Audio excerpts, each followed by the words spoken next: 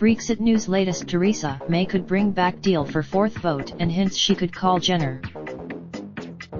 Theresa May is considering bringing her Brexit deal back to the Commons for a fourth vote next week and has hinted that she may call a general election if Parliament cannot agree a way forward.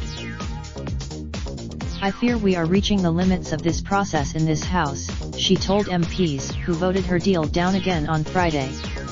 Her remarks appear. Mrs. May said the vote would have grave implications and that failure to support her plan was almost. Mrs. May will not be able to bring her deal back to the Commons for a fourth attempt until MPs have taken part in the second round of a series of indicative votes on alternatives to the deal. One idea being mooted at Westminster was that, if one option did emerge as a clear favourite, there could be a final run-off vote with Mrs. May's deal. The Prime Minister is consulting senior ministers over the weekend on the way ahead after MPs voted on Friday to reject the withdrawal agreement by a majority of 58. Following the defeat on what was supposed to be Brexit Day, Labour called on Mrs. May to finally accept that her deal was dead and to call a general election. But Downing Street sources have made clear she has not given up hope of getting it through Parliament, despite having already suffered 3 crushing rejections by MPs. One source pointed out that the scale of the reverse was significantly less than the previous occasions, as a number of prominent Brexiters, including Jacob Rees-Mogg, Ian Duncan-Smith and Dominic Raab, fell into line.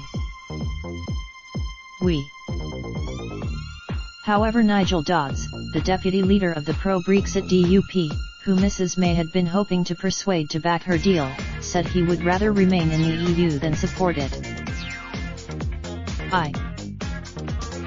On Monday, MPs will stage a second series of indicative votes on alternatives as backbenchers, led by Tory former Minister Sir Oliver Letwin, again take control of Commons business from the government. In the first round of votes on Wednesday, none of the 8 options considered including a customs union with the EU and a confirmatory. However, discussions between the various groups of MPs involved were expected to take place over the weekend to see if they could coalesce around one of the various proposals, most probably for a softer Brexit. Rebel Conservative Brexiters who backed the deal on Friday did so because they feared that with the pro-EU Commons taking control, the alternatives were either a much softer Brexit or no Brexit at all.